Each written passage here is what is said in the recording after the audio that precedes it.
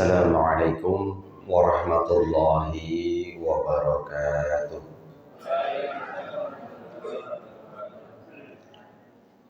Alhamdulillah, alhamdulillahi rabbil alamin, wa bihi nasta'inu ala umuri dunya waddin. Assalatu wassalamu ala asyrafil anbiya'i wal mursalin, sayyiduna wa maulana Muhammadin wa ala alihi wa sahbihi wa man tabi'ahum bi ihsanin ila yaumiddin, amma ba'du. Rabbi israh li sadri wa yassir li amri wahlul 'uqdatam min lisani yafqahu qawli. Rabbana zidna ilma warzuqna fahma. Allahumma la sahla illa ma ja'altahu sahla wa anta taj'alul hazana idza syi'ta sahla. Allahumma amin amin ya rabbal alamin. Ma'asyiral muslimin muslimah,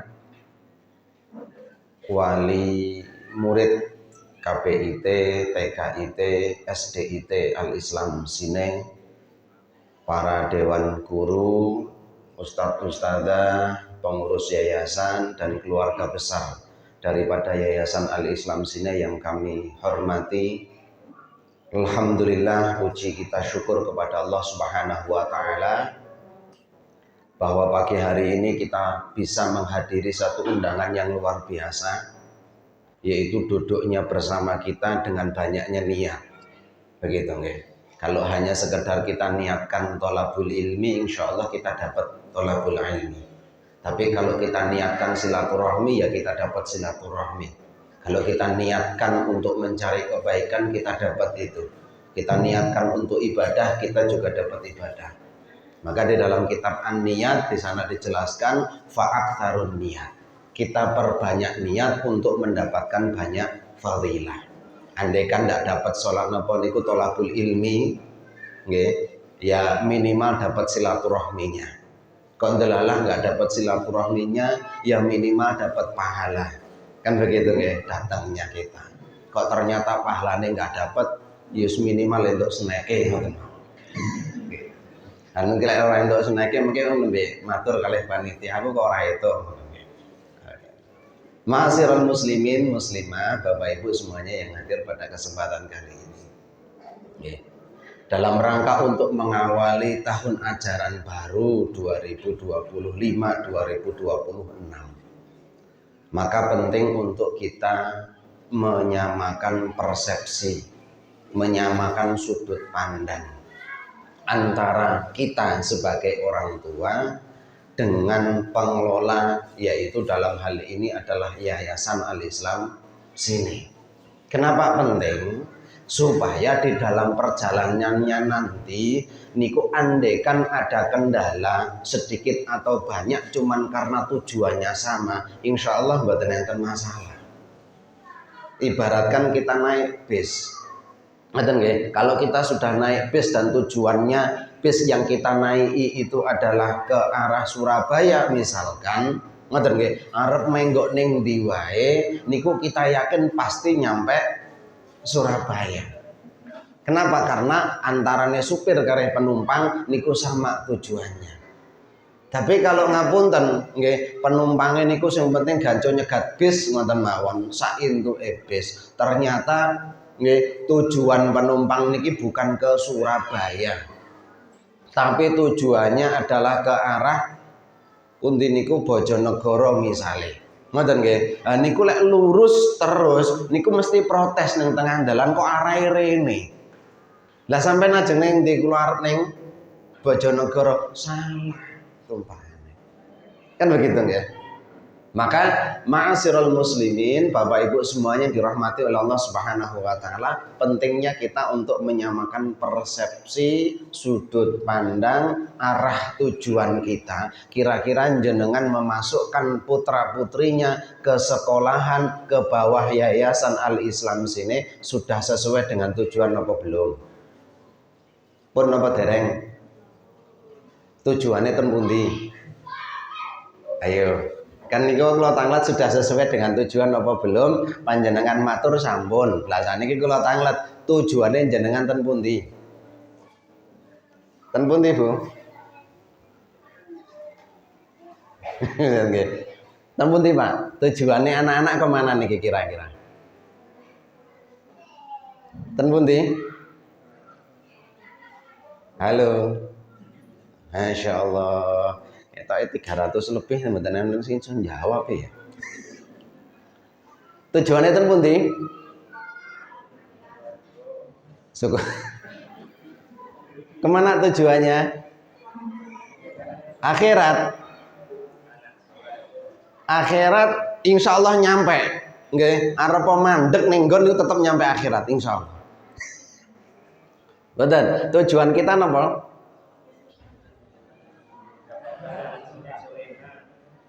Niki yayasan pun matur. Ibu-ibu tujuannya ten pundi? Ngoten nggih. Maaf, jangan-jangan ngapunten antara kita sebagai wali murid dengan yayasan sebagai pengelola, maaf tujuannya belum sama. Ngoten nggih, tujuannya belum sama. Sehingga yang terjadi di dalam perjalanan itu adalah ketika ada program, ada kegiatan yang menurut yayasan, menurut pengelola adalah dalam rangka supaya mempercepat sampai tujuan, karena kita ngapunten tujuannya beda, akhirnya tidak bisa mendukung. Begitu lah nggih. Kenapa? Karena berbeda tujuan. Kalau yayasan tadi menyampaikan bahwa Yayasan Al-Islam Sine mendirikan lembaga pendidikan dalam rangka untuk mencetak, melahirkan generasi yang soleh solehah, setuju mboten? Setuju mboten? Sesuai mboten? Sudah sesuai? Sudah. Yakin? Yakin nggih? Pun niki dadi kuncine pokoke. Ngoten nggih, artinya ngeten, ngapunten. Tujuan utama kita niku dadi anak soleh solehah. Sepakat? Sepakat nggih? Kenceng melih sepakat mboten? Nah. Sekarang kalau tangga pengelola nih, sepakat mboten niki? Sing jawab namung yayasan kalih kepala sekolah. Insyaallah. Jangan-jangan ngapunten sebagian daripada pengelola juga belum sepakat bahwa tujuan kita adalah mencetak generasi yang soleh. Artinya ngapunten tujuan ini harus disepakati bareng-bareng, pengelola dari yayasan, ustadz, ustadzah, guru semuanya harus sepakat niki urusane. Ngoten nggih. Para wali nggih sepakat pokoknya anakku dadi anak sing soleh, solihah, titik, selesai. Perkara kemudian ngapunten niku wau juara 1 napa mboten, ngoten nggih, rangkeng 1 napa mboten nggih, atau bahkan kemudian delalah tak sekolah kene kok ora iso apa-apa babar blas, niku ampun dilihat dari situnya dulu, ngoten nggih. Tapi kita lihat kira-kira anak kita niki pun angsal pendidikan yang menuju ke arah tujuan kita napa belum, yaitu soleh solihah. Karena Rasulullah mengatakan bahwa waladun solihun yad'ulah. Kan ngoten nggih? Salah satu tinggalan kita yang paling berharga adalah ketika kita meninggalkan anak-anak kita dalam kondisi soleh solihah. Tapi pertanyaannya, apakah menjadi anak yang soleh solehah niku cukup? Cukup dereng? Sudah cukup belum? Ayo, ini lagi. Anak kita jadi anak yang soleh solehah sudah cukup napa belum? Dan mbon. Tapi ternyata Rasulullah tidak berhenti ya. Artinya Rasulullah niku ngendikan waladun solihun, masih ada lanjutannya, bukan berhenti di waladun solihunnya tok, tapi ada lanjutannya adalah yad'ulah, yang mau mendoakan berbakti kepada orang tua. Ngapunten para hadirin, maaf. Saya pengelola di pesantren Darussalam Mojokedang. Ngaten nggih. Saya pernah nanya, karena termasuk alumni Darussalam nggih dadi ustaz mriki sedanten. Sebagian yang dari sini. Ada ustaz lali malahan, Wildan, Fadil. Siapa lagi? Yang di sini sinten mulai? Pak Narti. Lupa saya Pak. Ngaten nggih. Ada beberapa yang di sini. Pernah suatu ketika saya nanya ke anak-anak. Ngaten nggih. Ketika itu, Mas, ketika di Putra saya nanya, andaikan Allah ngasih sampeyan kelebihan bisa hafal Al-Quran 30 juz dan kemudian bisa ngajak 7 orang masuk ke surga, kira-kira sing mbok ajak sapa le? Tulisan. Nah, kula ngoten. Nulis niki. Setiap anak niku nulis nama yang akan diajak masuk ke surga niku siapa saja. Kalau cek satu-satu. Subhanallah, ada satu anak yang luar biasa. Ngoten nggih, luar biasane napa? Dari 7 nama yang ditulis, Pak mboke blas ora disebut. Ngoten nggih. Malah mbae ditulis komplit. Lie tulis, bahkan temennya ya ditulis. Ning Pak mboke ora ditulis. Ngoten nggih. Akhirnya terus ngapunten, setelah selesai pelajaran ketika rondo longgar saya panggil, "Le, ora, kayak mau takon nulis napa niku 7 nama yang mau mbok ajak masuk surga. Lek pakmu mbok murah mbok tulis ki piye?" Jawaban anaknya napa? Simpel. Wegah tak timbangane aku ning swarga diuneni wae. Ngoten lho nggih. Aku ning donya pendak dina diuneni wae, lek tak ajak ning swarga aku malah diuneni meneh ora sida seneng aku kok.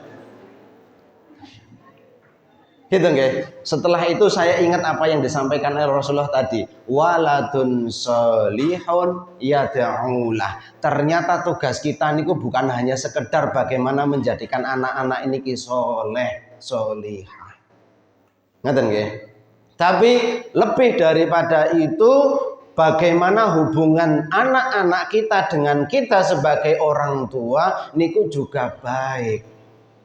Sehingga ngapunten para hadirin, maaf, sering kita dapati anak ya soleh, salate ya bagus. Ngoten nggih, jane ya mondok, lulusane bahkan mungkin hafal Quran dan lain sebagainya. Ketika ditelepon orang tua, "Le mulia," jawabannya pripun? Kok sik enten sing ngoten? Ada ndak? Ada. Non mriki mboten. Gitu nggih. Gitu. Sik gek repot dan lain macam-macam alasannya macam-macam. Ngoten nggih. Maaf. Padahal panggilan orang tua adalah panggilan wajib kedua setelah panggilan Allah dan Rasulnya. Kan ngoten nggih. Gawean repote kaya ngapa tinggal. Bahkan ada ustadz kemudian izin sama saya, ngapunten niki saya dikabari orang tua saya sakit, pulang. Saya sampaikan, pulang. Lah terus gaweanmu gampang, sepenting mulia dhisik. Kenapa? Maaf. Ini bagian dari pendidikan untuk birrul walidaini. Amal soleh iya oke, tapi jangan lupa seluruh amal soleh yang kita lakukan tanpa birrul walidain muspro. Paham ya? Dan ini harus kita sepakati bareng-bareng. Tugas kita bukan hanya sekedar waladun sholihun, tapi bagaimana kita upayakan yad'ulah, hubungan anak kita dengan kita baik-baik aja. Contoh Nabi Ibrahim alaihissalatu wassalam, beliau yakin bahwa Rabb yang harus disembah adalah Allah. Kan begitu nggih? Sedangkan bapaknya Azar niku adalah pembuat patung yang justru adalah napa niku tandingannya Allah Subhanahu wa taala.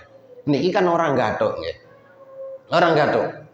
Cara guneman niku ora nyambung, wong siji ibadah kalih Gusti Allah siji mboten. Ngoten nggih. Cara sakniki niku sing siji kejawen siji mboten. Niku ngapunten, golek dina pas dienggo mantu niku ora ketemu. Maka napa? Sing kejawen hitungane jelimet, sing ora hitungan wis sing penting sak wayah-wayah angger prei rapopo. Kan ngoten nggih. Ora dadi rembukan ngeten iki. Nggih napa mboten?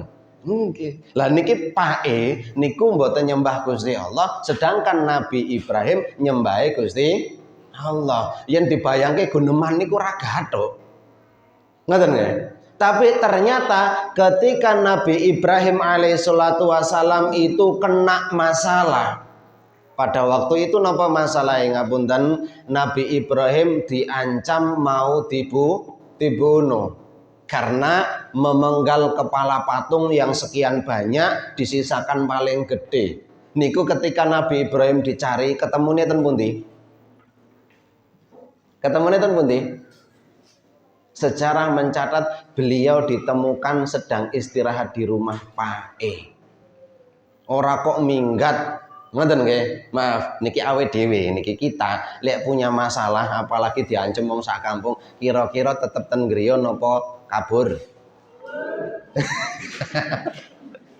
Gitu nggih. Bahkan mungkin pindah ke luar negeri ora bali-bali kan ngoten nggih. Saya pernah ketemu dengan orang di Tangerang, ternyata tetangga saya sendiri di Mojogedang. Beliau kabur dari rumah perkara mbiyen niku ora sengaja ngamplengi wong tekan mati.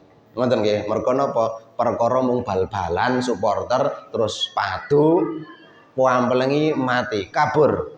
Ora bali-bali ten Mojogedang sampai dia punya anak 3 ten Tangerang. Kalau ketemu ndak sengaja cerita-cerita tibake tangga dhewe. Gitu. Sedangkan Nabi Ibrahim ngapunten niku membuat masalah besar pada waktu itu. Kan ngoten nggih? Diuber wong sak kampung, wong sak desa. Ketemunya di mana? Di rumahnya. Artinya napa para hadirin, para ulama mengatakan berarti tempat yang paling aman dan nyaman untuk Nabi Ibrahim adalah rumahnya. Kayak anak-anak kita lagi padu karo anak nggih karo tanggane, kira-kira sing dipadosi sinten? Mboke, ngoten lho nggih. Tapi justru masalah adalah ketika anak nangis sing digoleki mbae. Enten sing ngoten gitu. Ada gitu loh nggih. Timbangane karo mboke luwih milih. Ini ki ya jadi pertanyaan ini gitu nggih. Lah gimana niki? Masyaallah. Ya. Makanya kaitanipun dengan bagaimana kita menjadikan anak-anak kita anak-anak yang soleh solihah. Ngoten nggih. Ternyata di awal hadis Rasulullah Sallallahu Alaihi Wasallam menyampaikan sedekahun jariyatun. Yang kedua adalah ilmu yuntafa'u bihi. Ngoten nggih. Ternyata bahwa untuk menciptakan, untuk menjadikan anak-anak soleh solihah itu tidak bisa lepas dari 2 hal. Yang pertama adalah sedekahun jariyatun. Di dalam dunia pendidikan itu namanya biaya. Saya pernah diskusi dengan salah satu wali santri ngapunten nggih. Beliau karena hanya sekedar mengintrospeksi dirinya sendiri. Beliau cerita, "Ustadz, saya punya anak 8. 2 anak saya yang pertama itu dibiayai orang. Ngoten nggih. 6 anak saya sendiri yang biayai. Ternyata Ustaz, setelah saya renungkan 2 anak saya yang pertama, jane cara hubungan saya dengan dia ya ora kurang-kurang, perhatian saya juga sama.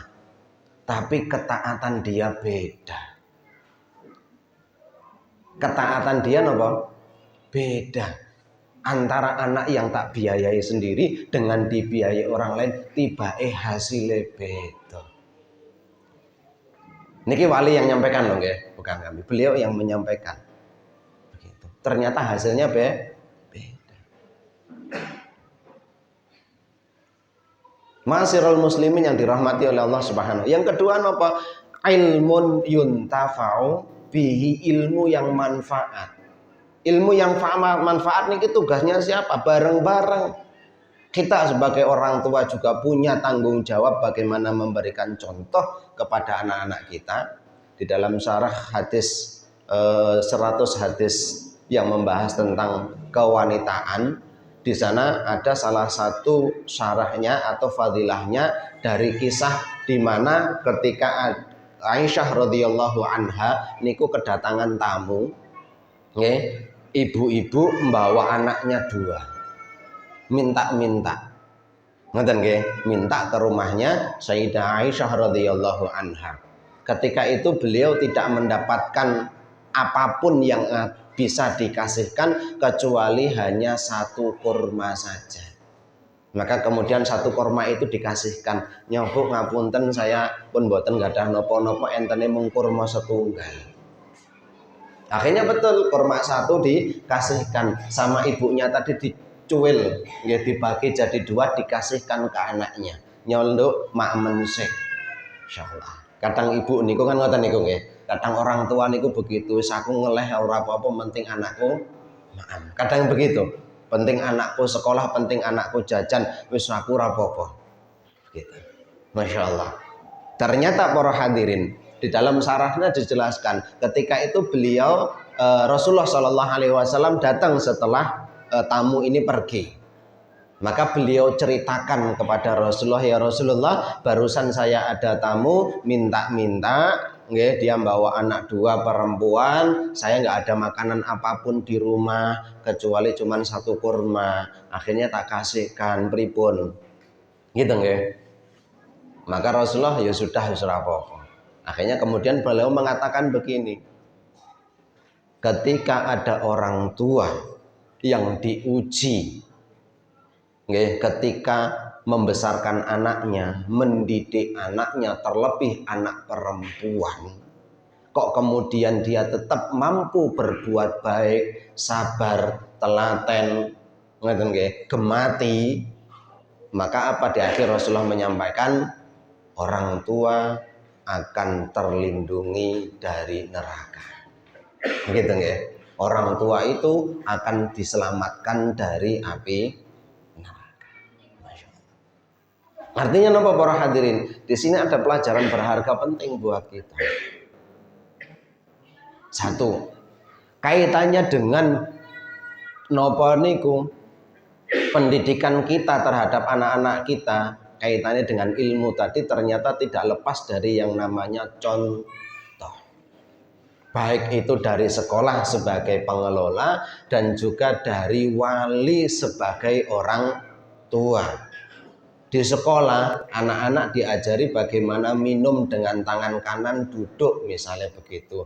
Ketika di rumah melihat orang tua minum pakai tangan kiri berdiri, kira-kira yang dicontoh gurune napa wong tuane?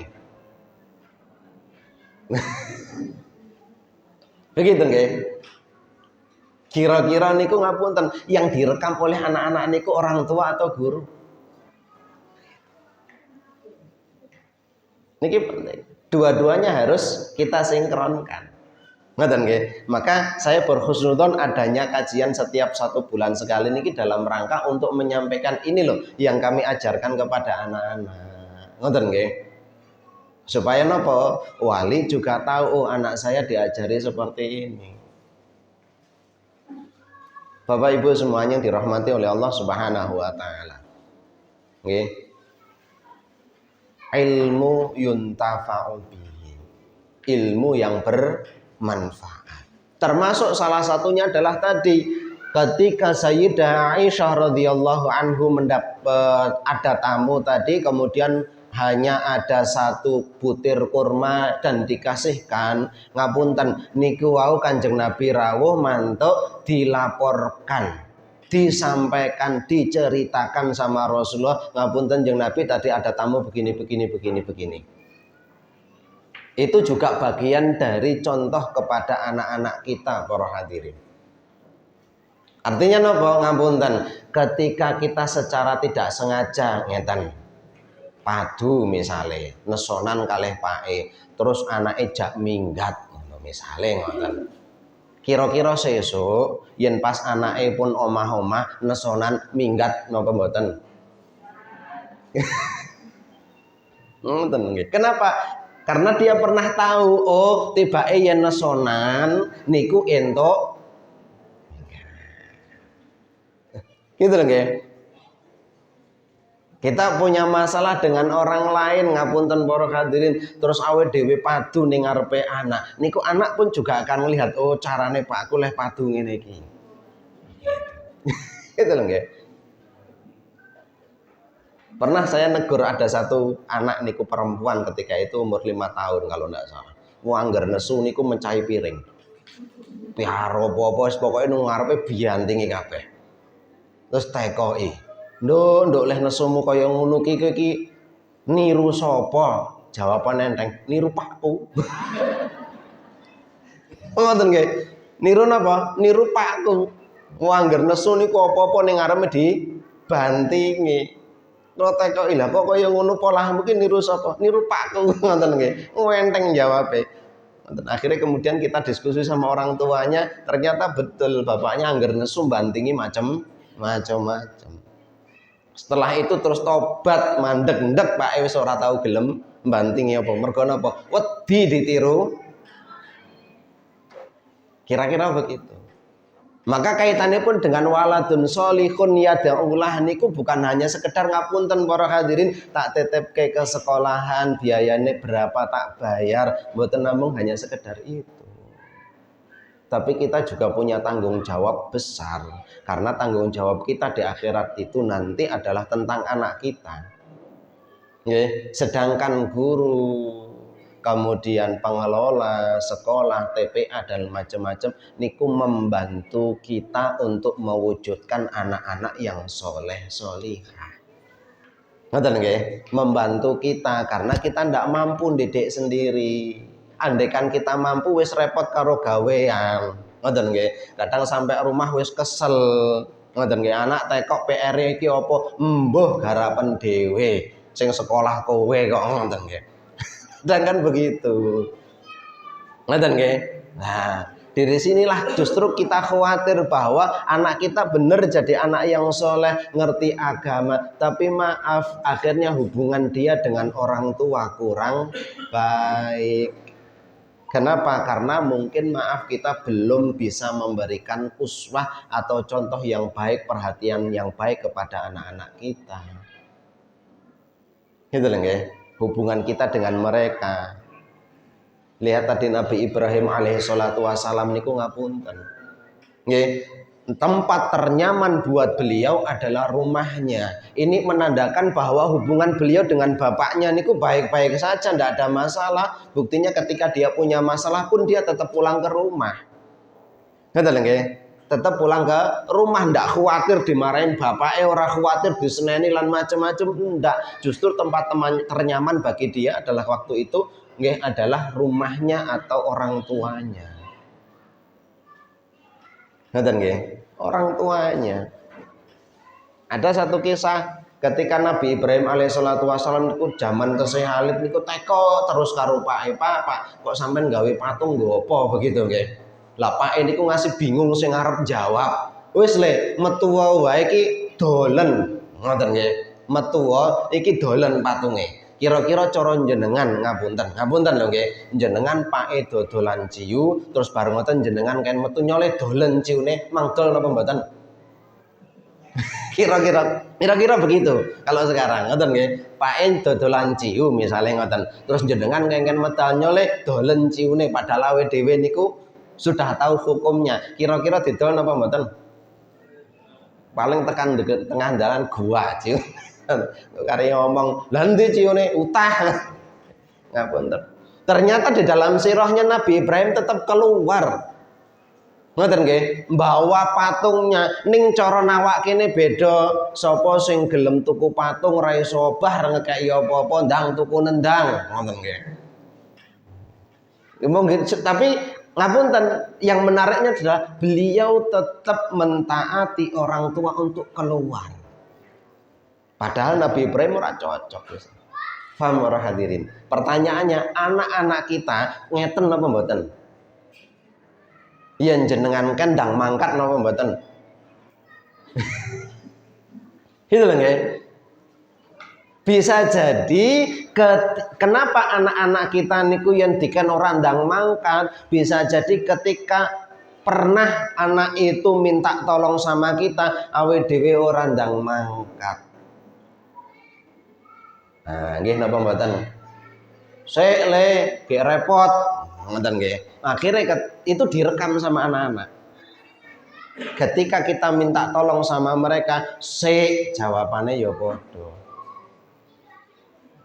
Paham para hadirin?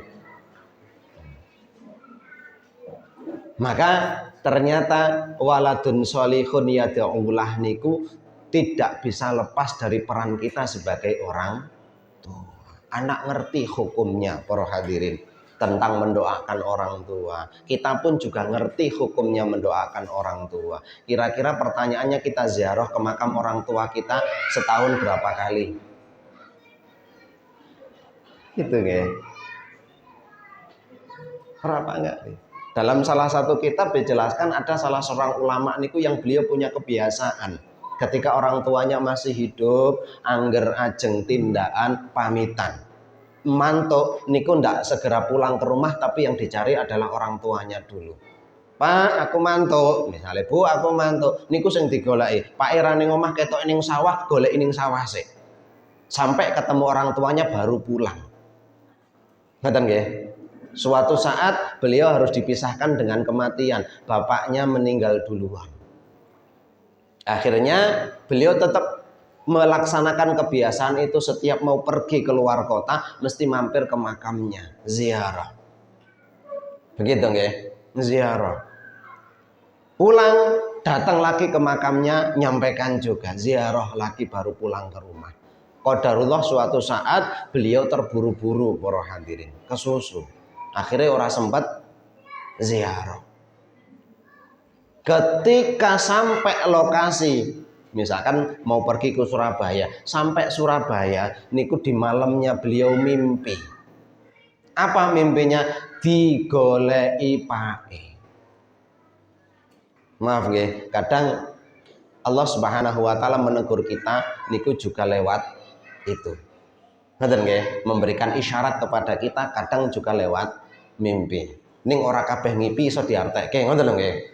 Ngoten mawon. Kadang juga seperti itu. Nabi Ibrahim mendapatkan perintah untuk menyembelih anaknya pun juga lewat mimpi. Kan begitu nggih?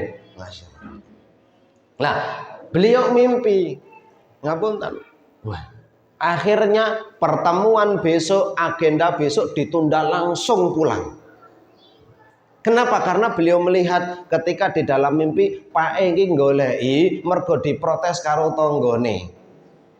Lah kok bisa ngeten? Ketika kita masuk ke alam, ngapunten, kita masuk ke kuburan kan ada sunnahnya untuk menjawab atau untuk berdoa. Assalamualaikum ya ahlad diyar minal muslimina wal.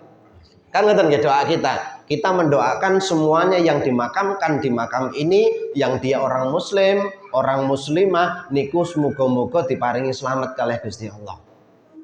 Ternyata dijelaskan bahwa ketika setiap orang mendoakan seperti itu, bagi orang muslim yang dia mendapatkan kenikmatan, dia akan ditambah nikmatnya karena doa itu. Sedangkan ketika ada orang muslim yang qadarullah dia harus disiksa di alam kubur, maka siksanya ketika itu juga berkurang karena doa itu. Gitu dong ya? Karena doa itu. Makanya kemudian ada sunnahnya setiap kita lewat makam untuk mendoakan yang ada di makam.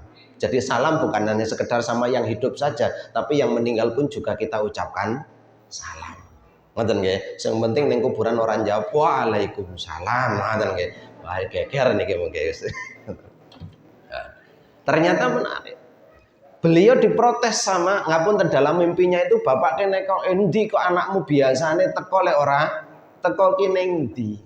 Akhirnya ketika itu beliau langsung pulang. Begitu nggih para. Artinya napa para hadirin, maaf. Dalam rangka untuk bakti kepada orang tua, ada salah seorang salaf yang sampai seperti itu tingkatannya. Maka tadi kita tanya, ketika kita hari ini orang tua sudah tidak ada, pertanyaannya kita ziarah ke makam orang tua setahun berapa kali? Gitu loh ya. Kan ini nggih. Lah kan wis ndongake, nggih sudah mendoakan. Itu bagian dari kewajiban kita. Ma'asyiral muslimin yang dirahmati oleh Allah Subhanahu wa taala. Lalu bagaimana ciri-ciri atau karakter anak yang solihah itu? Anak yang soleh-solihah itu. Allah sebutkan di dalam surat Al-Asr ayat 3. Nggih, illal ladzina amanu wa 'amilus solihati wa tawasau bil haqqi wa tawasau bis sabr. Ciri-ciri anak yang soleh solihah, orang tua yang soleh solihah, lembaga pendidikan yang menanamkan pendidikan yang soleh solihah, yang pertama adalah menanamkan kaitannya dengan iman. Gitu nggih, kaitannya dengan iman. Apapun urusannya niku disambungkan dengan iman. Kenapa penting ngapunten? Ketika orang itu beriman tanpa harus diawasi dengan guru pun, anak itu tetap akan bakti, tetap akan baik. Kenapa? Karena dasarnya iman. Kita sebagai orang tua punya kewajiban untuk mencari maisah, mencari uang, mencari kehidupan buat keluarga kita. Ketika kita punya iman, insya Allah apapun pekerjaan kita akan pastikan halal, baik. Anak-anak kita pun juga demikian. Ketika suatu saat kita meninggal, meskipun anak kita masih kecil-kecil, selama dia punya iman, kita nggak perlu khawatir. Gitu, kita tidak akan perlu khawatir. Apa yang menjadi kita khawatir? Karena kita merasa bahwa imannya anak-anak kita ini belum baik. Kadang kayak kepincut ngene, kayak kepincut, kan begitu nggih? Kayak katut kancane, kayak elu-elu tanggane dan macam-macam. Kenapa? Karena dasar yang pertama belum kuat, iman. Gitu nggih? Kalau kita hanya sekedar mengawasi, mendidik anak-anak kita, ngapunten para hadirin, mung njagake awake dhewe niku kemampuan kita terbatas. Ya. Kita hanya ngapunten Bapak Ibu guru niku mengawasi anak-anak hanya karena kemampuannya. Ngapunten, kemampuan kita terbatas. Buktinya apa? Hari ini pembulian di banyak sekolah niku banyak terjadi. Ketika disalahkan gurunya, kira-kira merhatikan enggak? Merhatikan, saya yakin. Gitu nggih? Perhatian. Bahkan kemudian ngapunten, karena juga saya juga di Yayasan MI Harapan Umat di Karanganyar niku, per tahun ini kita minta untuk setiap nopo niku, setiap istirahat, setiap lantai itu harus ada ustadzah yang piket ngawasi anak-anak main. Ngoten nggih? Beteke ngoten niku mawon, yo jek enek sing dibuli. Ngoten nggih? Luput ngian ternyata. Jadi sana ada 3 lantai, berarti masing-masing lantai niku ada ustadzah. Kemudian di depan masjid niku juga ada ustadz yang standby di situ. Jadi anak-anak main ketika waktu istirahat niku ditunggoni sama ustadz, sama hanya sekedar untuk mengawasi supaya meminimalisir terjadinya pembulian. Tapi sekali lagi kemampuan para ustadz-ustadzah terbatas. Mengawasi mereka hanya sebatas mata memandang. Ketika itu terjadi di belakang sekolah nggak ngerti. Ngerti nggih? Nggak ngerti. Terjadi di dalam kelas nggak ngerti. Karena kelasnya ada sekitar berapa ruangan itu?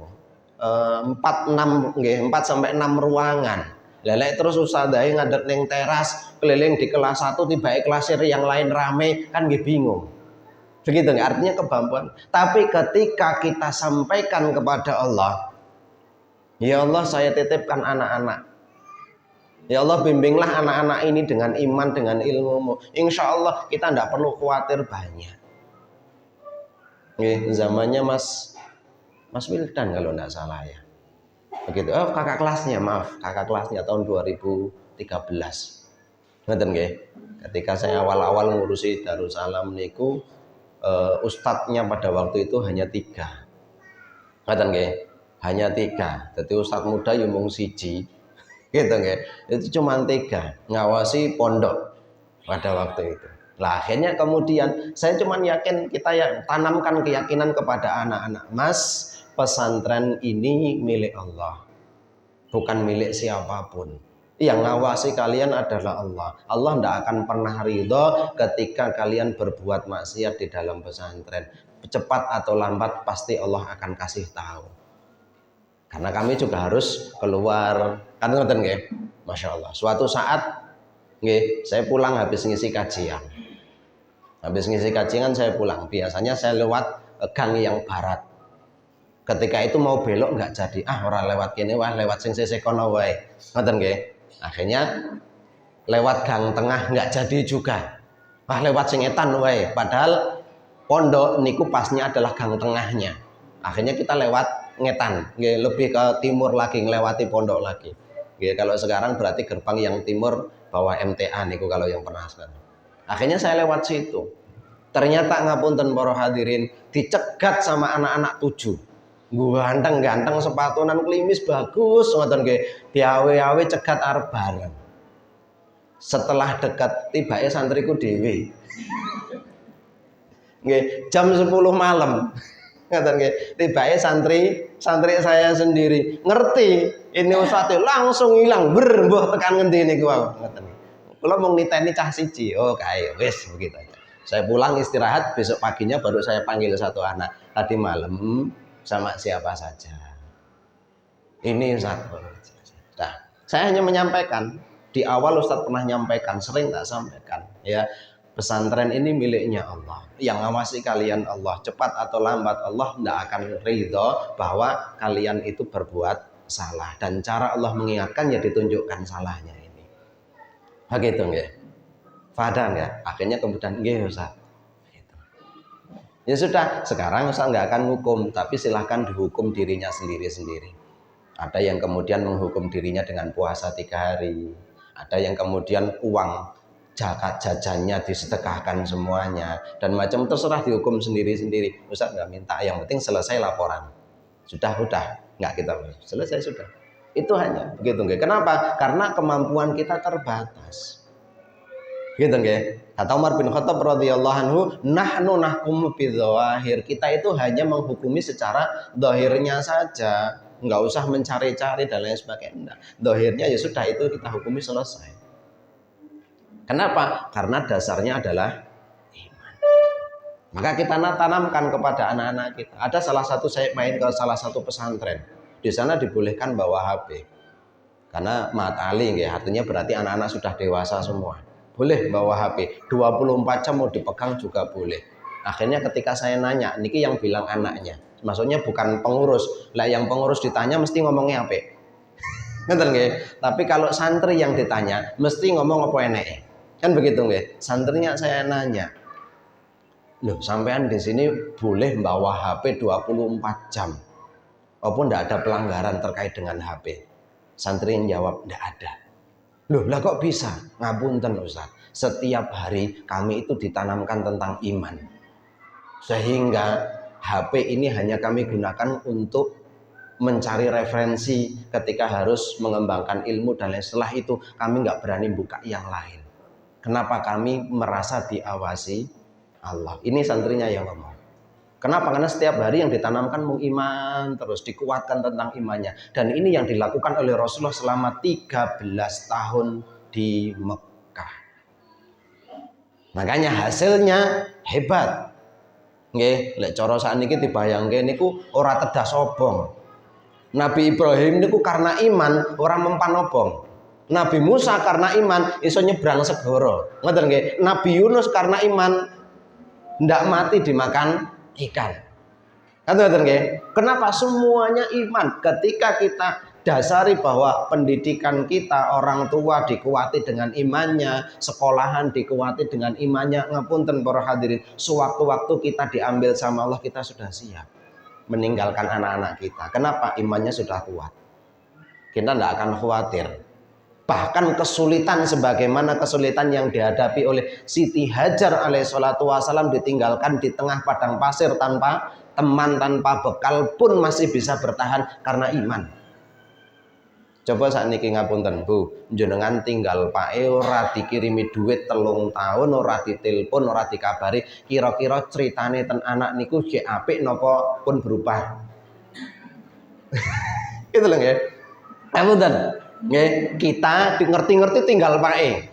nggih, ora dikabari 3 tahun, kirimi duit ya ora tau, nggih, ditekoki apa-apa ya ora ngerti, mbuh pake ning ndi parane, kira-kira anak wis gedhe critane jek pake apik napa wis berubah.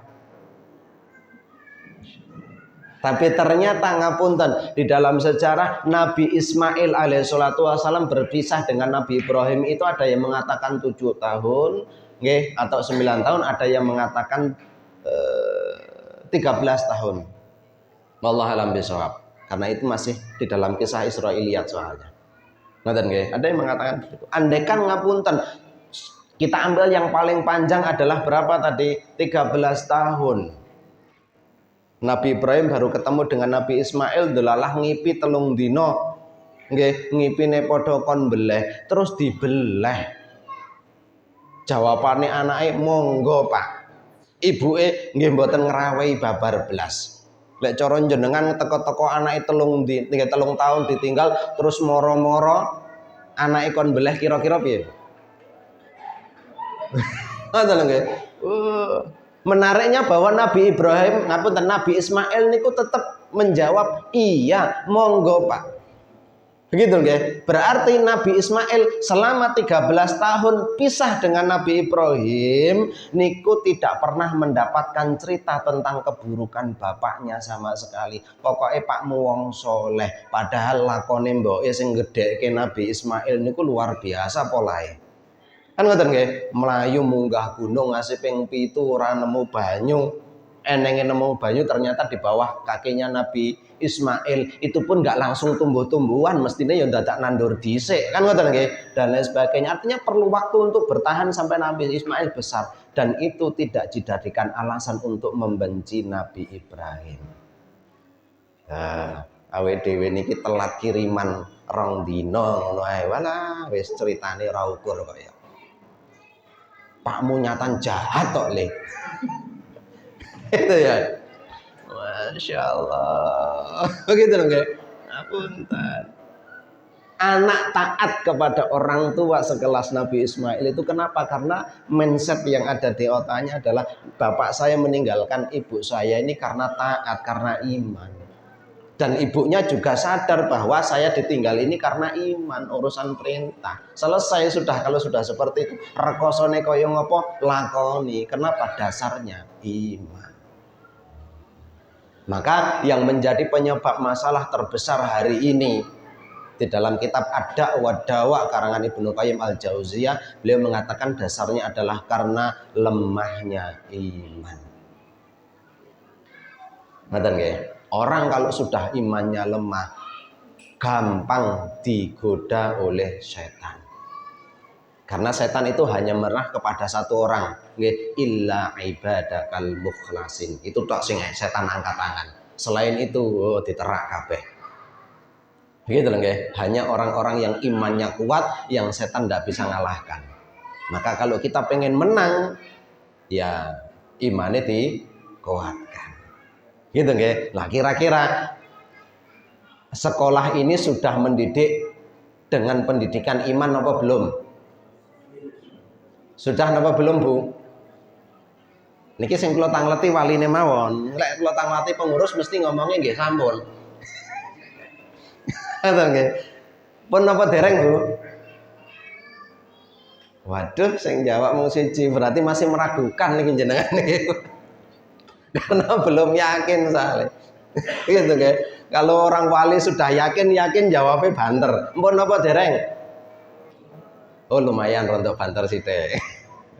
Apunten, maaf. Nggih. Coba kita evaluasi dari satu sisi itu.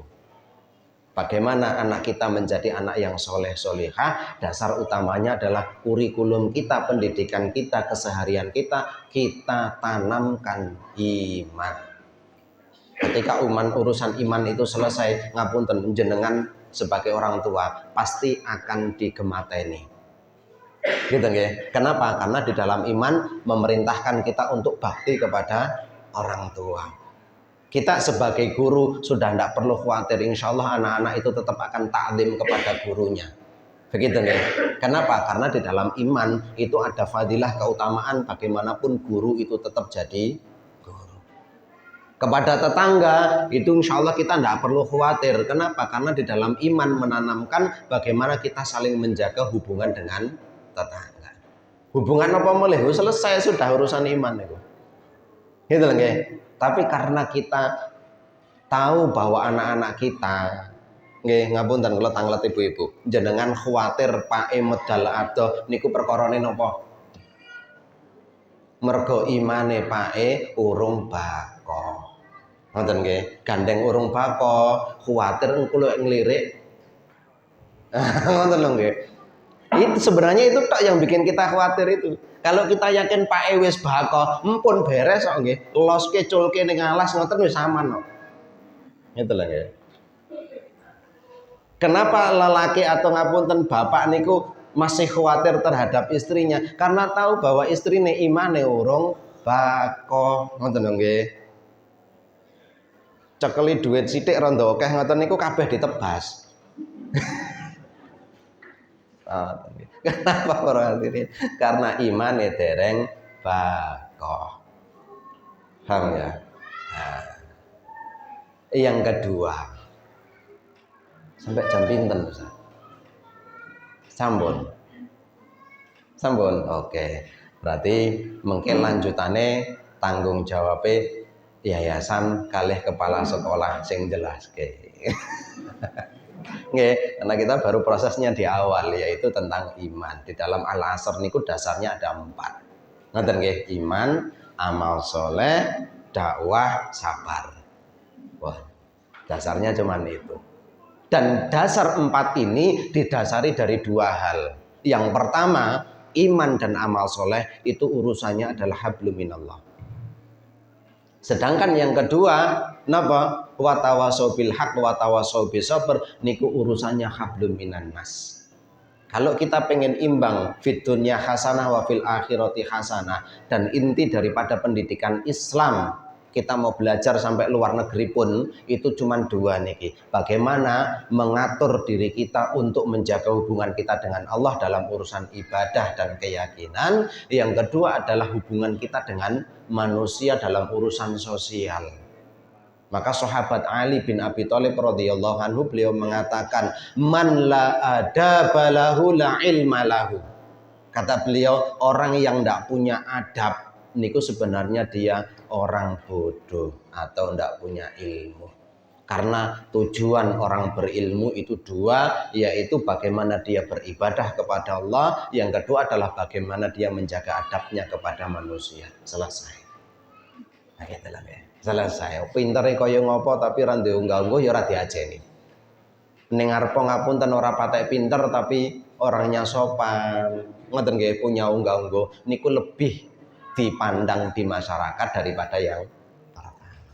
Begitu nggih. Maka dasar daripada semuanya itu ada di 2 ini. Saya kira ngoten, ngapunten Bapak Ibu semuanya dirahmati Allah Subhanahu wa taala. Semoga sekolah yang hari ini kita percayakan untuk putra-putri kula panjenengan sedaya ada di lembaga ini mampu nggih melahirkan generasi yang soleh solehah. Allahumma amin nggih. Syukur-syukur mboten tekan SD tok. Nggih, yo SMP ne barang. SMP ketoke nganu yo bablas SMA. Ngoten nggih. Cocok mboten ketoke? Oh, cocok, Pak. Ngoten astagfirullahaladzim. Nggih, subhanakallahumma bihamdika asyhadu an la ilaha illa anta astaghfiruka wa atubu ilaik. Assalamualaikum warahmatullahi wabarakatuh.